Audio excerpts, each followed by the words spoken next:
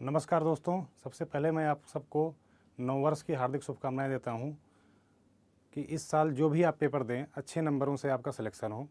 बच्चों, आज के इस सेशन में हम डिस्कस करेंगे कि SSC JEE mechanical engineering stream में कैसे 150 से अधिक नंबर जो है स्कोर किया जाए या 150 नंबर स्कोर किया जाए, और ऑब्जेक्टिव टाइप के पेपर को हम कैसे टैकल करेंगे, कैसे हैंडल करेंगे। जैसा कि आपको बच्चों पता है कि एसएससी जेईई में दो टाइप के पेपर होते हैं। एक पेपर 1 होता है जिसको आप प्रीलिम्स बोल सकते हैं, जो ऑब्जेक्टिव टाइप का होता है और इसमें 200 मार्क्स का पेपर होता है।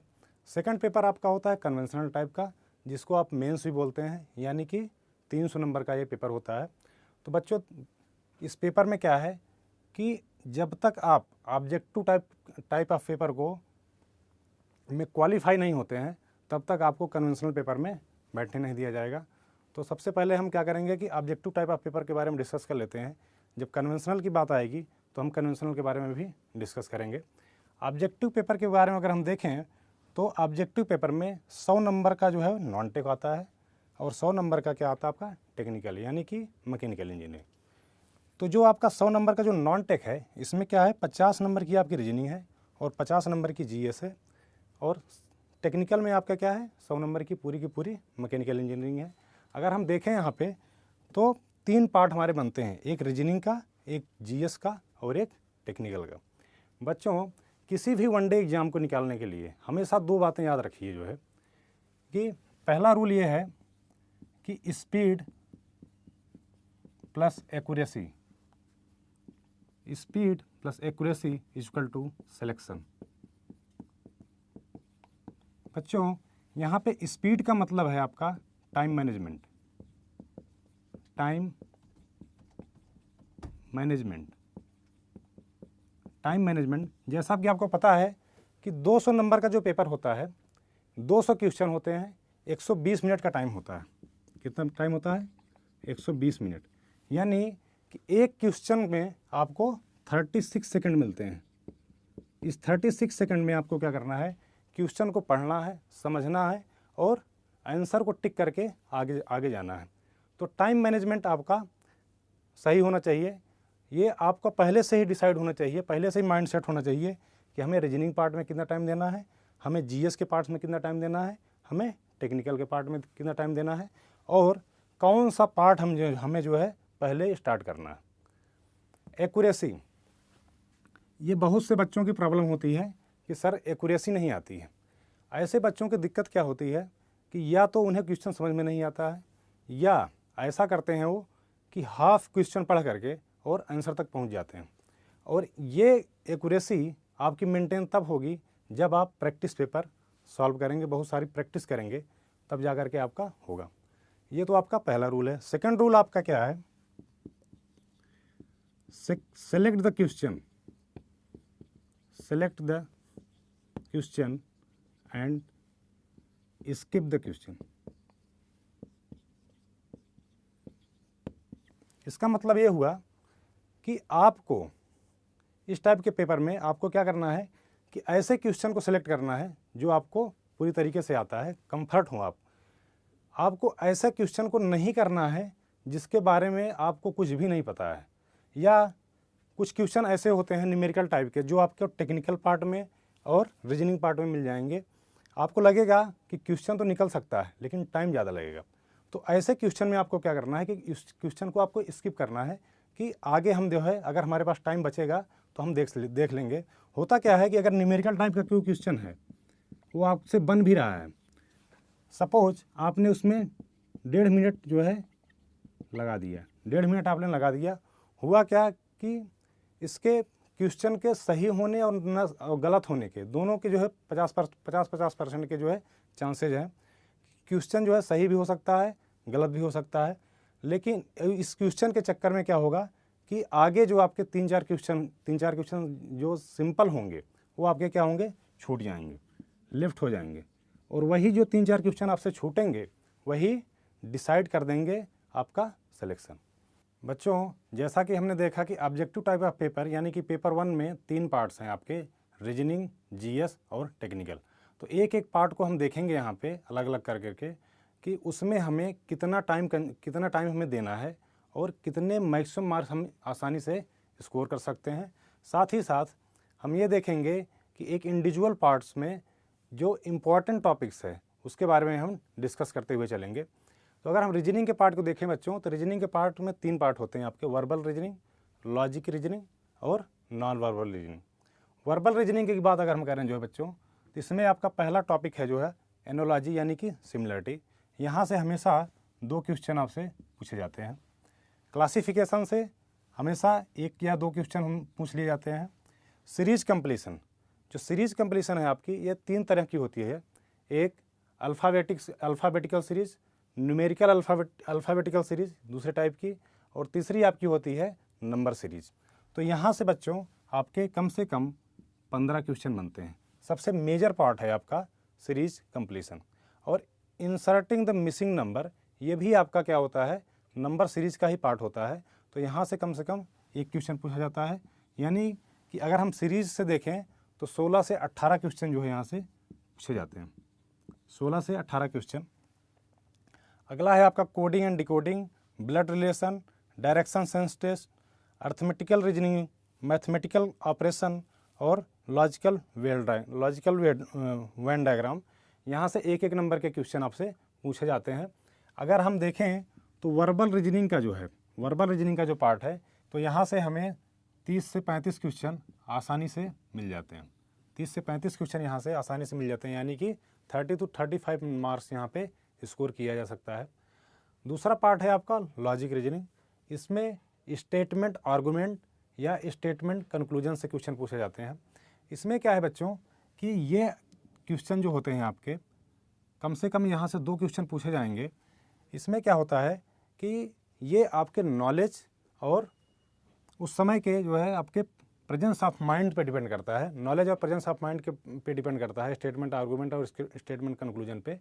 तो ये क्वेश्चन पे अगर आप प्रैक्टिस करके नहीं जा रहे हैं वहाँ पे, तो भी चल जाएगा, वहाँ पे आप देख सकते हैं। दूसरा पार्ट है इसका जो है लॉजिक और सिलोजिज्म। यहाँ से बच्चों 2 क्वेश्चन आता है, हमेशा 2 क्वेश्चन। और कोशिश करिए कि जो सिलोजिज्म का क्वेश्चन हो उसको आप वेन डायग्राम से करिए। वेन डायग्राम से अगर आप करते हैं तो परफेक्ट एक्यूरेसी यहाँ पे आएगी आपकी। तीसरा पार्ट है आपका non verbal reasoning. Non verbal reasoning से हमेशा 8 से 10 क्वेश्चन पूछे जाते हैं, 8 to 10। और यहाँ पे जो टॉपिक है आपका mirror image and water image, यहाँ से 1 क्वेश्चन आता है, यानी कि 2 क्वेश्चन यहाँ पे मिल जाएंगे आपको। दूसरा है आपका सीरीज कंप्लीशन। सीरीज कंप्लीशन में क्या होता है आपका कि फिगर होता है, उसमें डिफरेंट टाइप के फिगर दे देते हैं, और एक ऑप्शन आपका खाली होता है, उसमें पूछते हैं कि ये नेक्स्ट फिगर कौन सा होगा। तो उसमें आपको 4 ऑप्शन दिए होते हैं, यहाँ पे आपको चूज करना होता है कि कौन सा करेक्ट है। तो यहाँ से आपको 1 क्वेश्चन यहाँ पे मिल जाता है।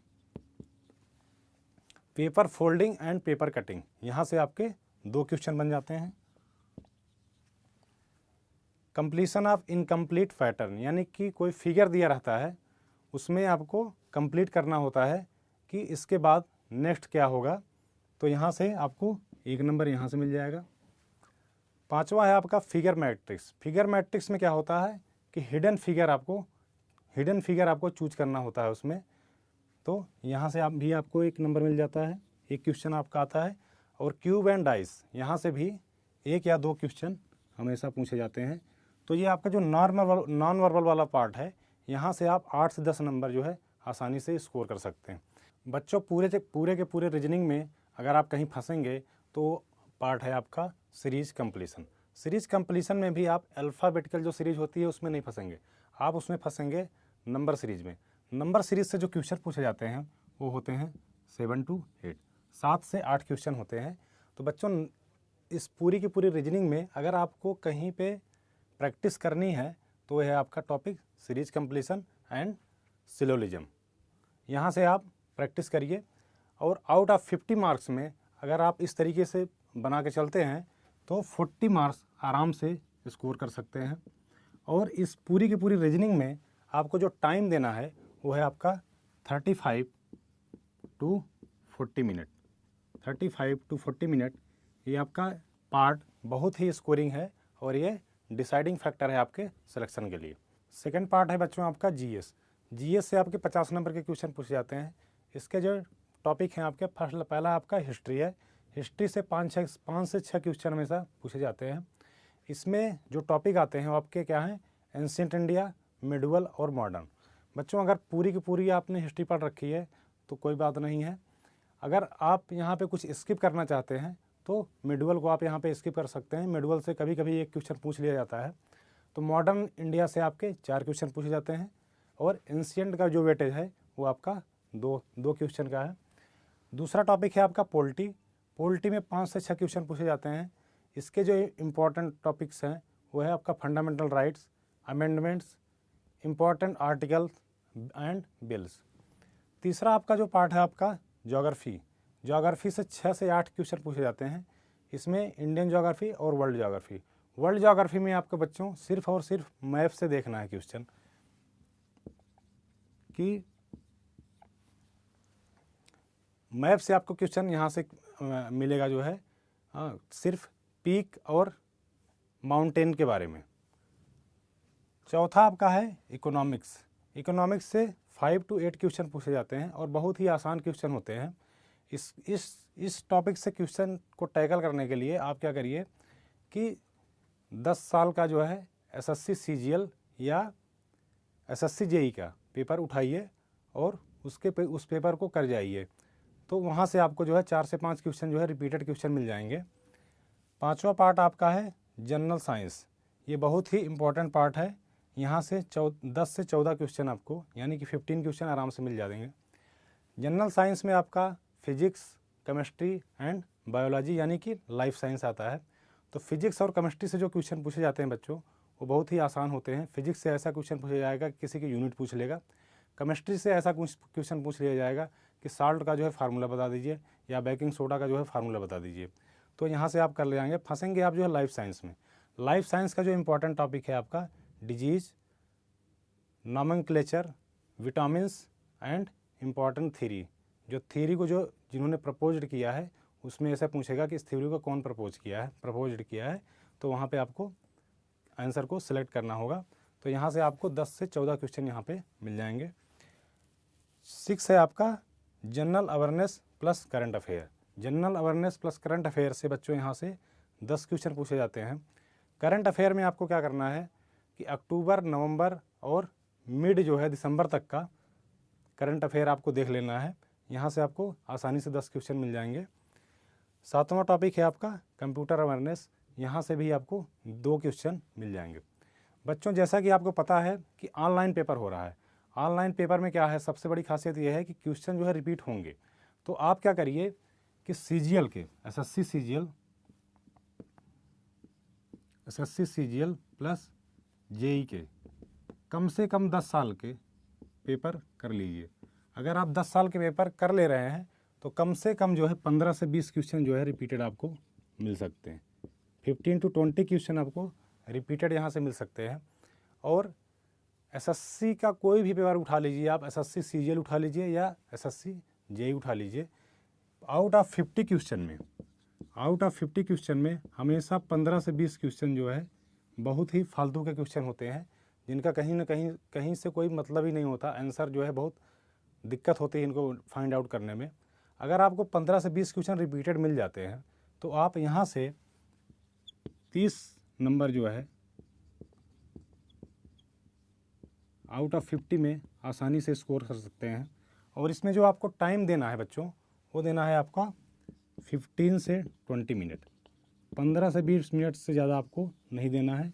ऐसा इसलिए क्योंकि क्वेश्चन आपको पढ़ते ही समझ में आ जाएगा कि हमें आ रहा है कि नहीं आ रहा, उसमें आपको कोई फार्मूला नहीं लगाना है। तो इसमें 15 से 20 मिनट का आपको टाइम देना है। तो बच्चों थर्ड एंड लास्ट पार्ट है आपका मैकेनिकल इंजीनियरिंग यानी कि टेक्निकल पार्ट, जो आपसे 100 मार्क्स में पूछा जाता है। और बच्चों हम आपसे यह एक्सपेक्ट करते हैं कि ये पोर्शन आपका बहुत ही स्ट्रांग होना चाहिए। अगर स्ट्रांग नहीं है ये पोर्शन बच्चों तो किसी तरीके से आप ऑब्जेक्टिव के पेपर में अगर आप निकल गए तो कन्वेंशनल पेपर में आपको बहुत ज़्यादा दिक्कतों का सामना करना पड़ेगा।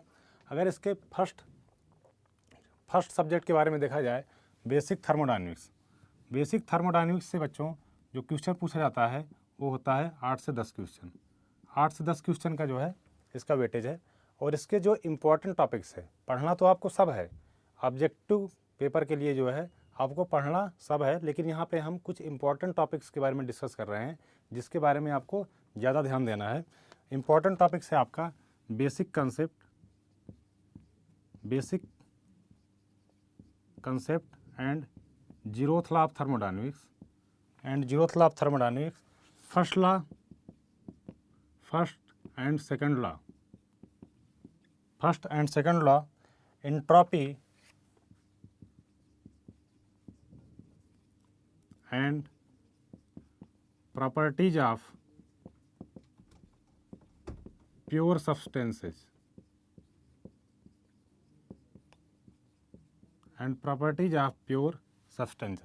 ये इंपॉर्टेंट टॉपिक्स हैं इसके, तो इस टॉपिक पे आपको विशेष ध्यान देना है।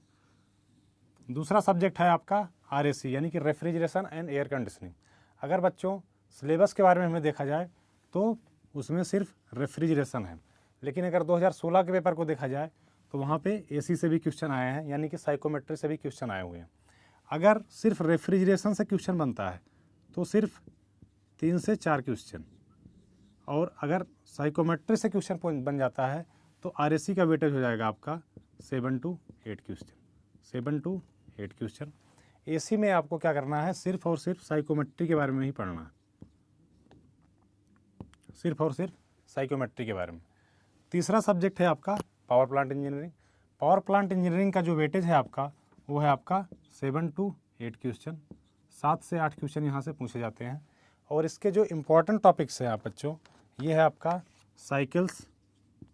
साइकिल्स में आपके क्या हैं, 2 cycle, Brayton cycle and Rankine cycle, boilers and compressible flow,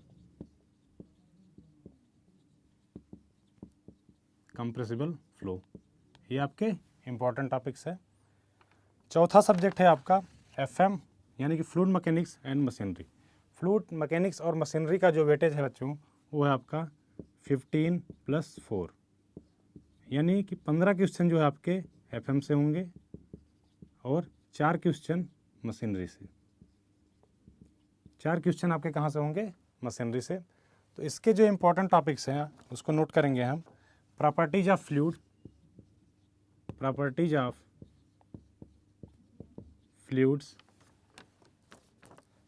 fluid kinematics and dynamics,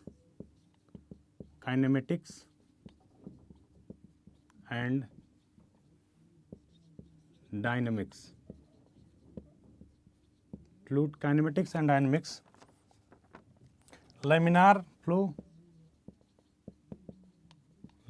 flow, boundary layer theory and dimensional analysis, ये इम्पोर्टेंट टॉपिक है। पांचवा सब्जेक्ट है आपका theory of machine. Theory of machine का जो वेटेज है बच्चों वो है आपका 7 to 8 क्वेश्चन, 7 से 8 क्वेश्चन यहाँ से पूछे जाते हैं। इसका जो इम्पोर्टेंट टॉपिक है उसको नोट करेंगे आप। Mechanism and machine,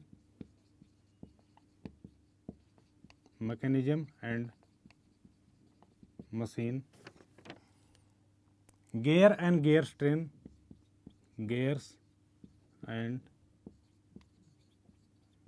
gear trains, governor,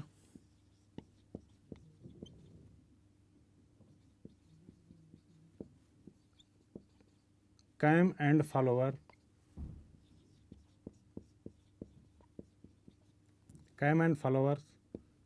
और एक टॉपिक है आपका वाइब्रेशन से। अगर 2016 के हम क्वेश्चन पेपर को देखें तो वाइब्रेशन से बहुत ज़्यादा क्वेश्चन पूछा गया है, तो इसको भी आप देख लेंगे। छठा सब्जेक्ट है आपका आईसी इंजन से 7 to 8 क्वेश्चन, इसका भी वेटेज है 7 to 8 क्वेश्चन। और इसके जो इम्पोर्टेंट टॉपिक्स हैं उसको आप नोट करिए। Air standard cycle,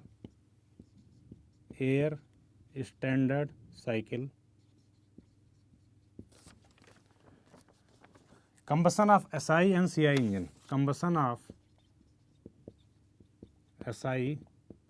and CI engine, यहाँ पे आप डिटोनेशन और नॉकिंग के बारे में आप ज़्यादा ध्यान देंगे, क्योंकि डिटोनेशन और नॉकिंग से जो है 3 से 4 क्वेश्चन यहीं से पूछे जाते हैं। Fuel of SI engine,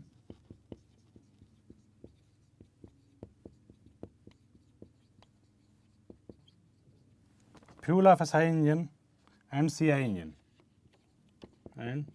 engine और लास्ट टॉपिक है आपका super charging.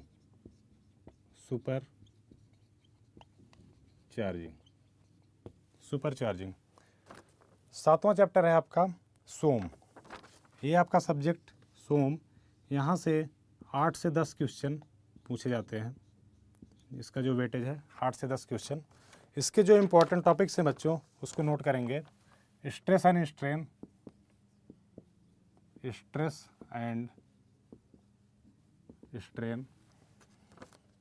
SFD and BMD,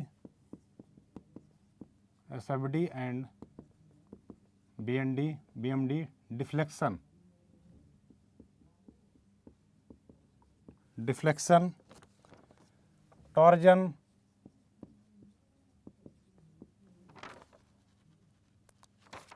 principal stresses and strain,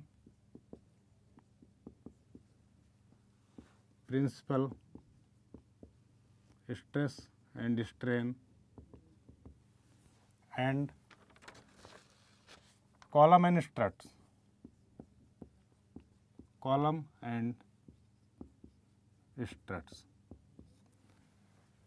आठवां टॉपिक है आपका मशीन डिजाइन।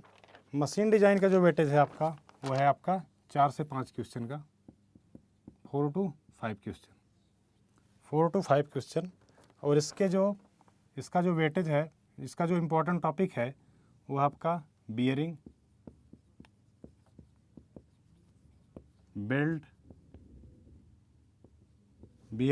बेल्ट्स, शाफ्ट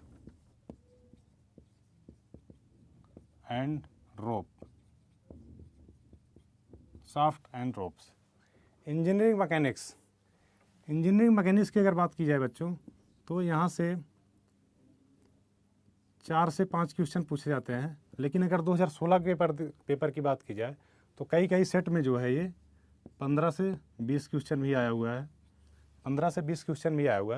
तो ये जो है इंजीनियरिंग मैकेनिक्स अगर 15 से 20 क्वेश्चन किसी सेट में पूछ लिया तो ये सारे वेटेज को जो है इफ़ेक्ट करेगा। यानी कि अगर थर्मोडायनेमिक्स से 8 से 10 क्वेश्चन पूछे जा रहे हैं तो यहाँ पे ये वेटेज हो जाएगा आपका 6 से 7। तो सब पे 1-1, 2-2 क्वेश्चन जो है मैनेज कर देगा जो है इंजीनियरिंग मैकेनिक्स आपका। 10वां टॉपिक है आपका प्रोडक्शन इंजीनियरिंग का जो वेटेज है बच्चों वो है 20 क्वेश्चन का। 20 क्वेश्चन यहाँ से पूछे जाते हैं। और जो इसका इम्पोर्टेंट टॉपिक है उसको नोट करेंगे आप। मेटल कटिंग,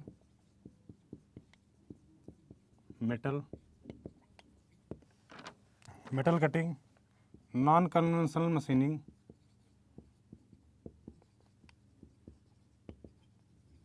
मेटल फार्मिंग में विशेष करके एक्सट्रूजन के पार्ट को, कास्टिंग एंड वेल्डिंग, ये बहुत ही ज़्यादा इम्पोर्टेंट है। अगर 20 क्वेश्चन आया हुआ है तो 8 क्वेश्चन यहाँ से मिलेंगे आपको कास्टिंग और वेल्डिंग से। मटेरियल साइंस में आपको सिर्फ ट्रिपल-T डायग्राम और आयरन कार्बन डायग्राम के बारे में ध्यान देना है। 11th जो सब्जेक्ट है आपका वो है आपका हीट एंड मास ट्रांसफ़र आपके सिलेबस में नहीं है। लेकिन अगर हम 2016 के क्वेश्चन पेपर को उठाएं और देखें तो सारे के सारे सेट में जो है हीट एंड मास ट्रांसफ़र से 8 से 10 क्वेश्चन, और एक सेट तो ऐसा भी था जिसमें 20 से 22 क्वेश्चन पूछे गए हैं हीट एंड मास ट्रांसफ़र। अगर बच्चों ये आउट ऑफ सिलेबस से ये क्वेश्चन पूछा गया, हीट एंड मास ट्रांसफ़र से अगर क्वेश्चन पूछा तो जितना भी वेटेज हमने बताया है यहाँ पे इसका इफेक्ट होगा। सपोज यहाँ से 10 क्वेश्चन अगर पूछ लिया तो सारा जो टॉपिक है आपका वहाँ से 1-1, 2-2 क्वेश्चन जो है वो माइनस हो जाएंगे। तो इसके बारे में जो है हीट एंड मास ट्रांसफ़र के बारे में आपको कैसे करना है इसको हम बताएंगे कि इसकी जो थ्योरी है जो है अगर आपने छोड़ दिया है तो कैसे जो है इसको कम समय में जो है, अगर 10 क्वेश्चन पूछा जा रहा है तो कम से कम 5 क्वेश्चन का जो है आप जुगाड़ कैसे कर लें, इसके बारे में हम आपको बताएंगे कि कौन सी बुक आपको प्रीफर करनी है। तो बच्चों, अगर आप पूरे के पूरे सिलेबस को बहुत अच्छे से कवर कर रखे हैं तो यहाँ से आप 80 मार्क्स आराम से स्कोर कर सकते हैं। आउट ऑफ 100 मार्क्स में 80 मार्क्स बहुत आराम से स्कोर कर सकते हैं। अगर इस पूरे टेक्निकल पार्ट को अगर हम देखें तो यहाँ पे क्या होता है कि 80 से 85% क्वेश्चन जो है ये आपके थ्योरेटिकल होते हैं और 15% क्वेश्चन जो है आपके न्यूमेरिकल टाइप या डाटाबेस होते हैं। न्यूमेरिकल टाइप या डाटाबेस क्वेश्चन होते हैं। तो जो आपको न्यूमेरिकल टाइप के क्वेश्चन अगर आपको मिल रहे हैं तो उसमें आपको देखना यह है कि जो न्यूमेरिकल टाइप के क्वेश्चन हैं वो ज़्यादा समय ले रहे हैं या कम समय ले रहे हैं। अगर ज़्यादा समय ले रहे हैं तो आपको क्वेश्चन को स्किप कर देना है, क्वेश्चन को छूना नहीं है। तो 80 से 85% जो आपके थ्योरेटिकल क्वेश्चन होते हैं, तो इसमें जो टाइम मैनेजमेंट है आपको वो 60 से 65 मिनट आपको यहाँ पे देना है, 60 से 65 मिनट। तो बच्चों, यहाँ पे हमने इंडिविजुअल पार्ट्स के बारे में डिस्कस कर लिया और इंडिविजुअल पार्ट्स के जो सब टॉपिक्स हैं उनके बारे में भी हमने डिस्कस कर लिया। तो जैसा कि हमने देखा कि रीजनिंग में हम 40 मार्क्स आसानी से स्कोर कर सकते हैं, जीएस में हम 30 मार्क्स कर सकते हैं और टेक्निकल में 80 मार्क्स, यानी कि कुल मिलाकर के 150 मार्क्स आउट ऑफ 200। अगर आपकी तैयारी जो है यानी कि प्रिपरेशन आपकी बेहतर है तो आप इससे भी ऊपर नंबर आसानी से स्कोर कर सकते हैं। बच्चों, बहुत से स्टूडेंट्स का ये प्रॉब्लम होता है कि हम रीजनिंग से स्टार्ट करें, जीएस से स्टार्ट करें या टेक्निकल से स्टार्ट करें। तो मेरा मानना ये है बच्चों कि जिसमें आप कंफर्ट महसूस करें आप उसी से स्टार्ट करें। चाहे अगर आपका टेक्निकल बहुत ज़्यादा स्ट्रांग है तो आप टेक्निकल से स्टार्ट करें, जीएस आपका सही है तो जीएस से स्टार्ट करें, या आपका रीजनिंग अगर सही है, कंफर्ट महसूस कर रहे हैं तो आप रीजनिंग से स्टार्ट कर लें। रीजनिंग के पोर्शन और जीएस के पोर्शन को अगर हम देखें बच्चों तो यहाँ पे रिवीजन में आपको ज़्यादा प्रॉब्लम नहीं होगी। इसके रिवीजन करने के लिए सिर्फ एक ही साधन है कि आप पर डे जो है एक प्रैक्टिस पेपर यहाँ पे लगाइए और पूरे एग्ज़ाम के माहौल में। टेक्निकल पोर्शन को अगर हम देखें तो पूरा का पूरा मैकेनिकल इंजीनियरिंग जो है वो आपका 650 से यानी कि 650 से 700 आवर का बन जाता है। 650 से 700 आवर का जो है ये पूरा का पूरा सिलेबस बन जाता है, जिसमें आपके 12 से 13 सब्जेक्ट होते हैं। तो 12 से 13 जो है आपके नोट्स बन जाते हैं। 12 से 13 नोट्स बन जाते हैं तो होता क्या है कि 2-3 दिन एग्ज़ाम जब रह जाता है तो टेबल पे आपके 12 से 13 नोट्स अगर दिखते हैं तो आपका दिमाग ख़राब हो जाता है कि अब क्या करें, जो है किसको पढ़ें किसको छोड़ें। तो ऐसी प्रॉब्लम को हटाने के लिए हमने क्या किया है कि एक हैंडबुक जो है पब्लिश की है। एक हैंडबुक पब्लिश करने वाले हैं हम। A handbook on mechanical engineering, a handbook on mechanical engineering, और ये पब्लिश हो रही है आपकी नेक्स्ट मंडे यानी कि 8 जनवरी। और पब्लिकेशन का नाम है आपका Rakesh Yadav readers publication. Rakesh Yadav readers publication. बच्चों, इस बुक की खासियत यह है कि पूरी की पूरी मैकेनिकल इंजीनियरिंग हमने 230 पेज में कंप्लीट कर दिया है। 230 पेज आप एक दिन विदिन 1 डे में ख़त्म कर सकते हैं, यानी कि पूरा का पूरा सिलेबस आप जो है एक दिन में ख़त्म कर सकते हैं। इसमें जितने भी इम्पोर्टेंस थ्योरी है उसको मैंने पॉइंट वाइज लिख दिया है, और जितने भी फार्मूले हैं वो सारे के सारे इस बुक में आपको मिल जाएंगे।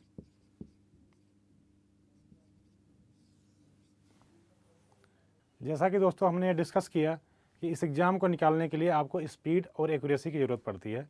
स्पीड और एक्यूरेसी आपकी तब मेंटेन होगी जब आप मैक्सिमम से मैक्सिमम प्रैक्टिस पेपर सॉल्व करेंगे।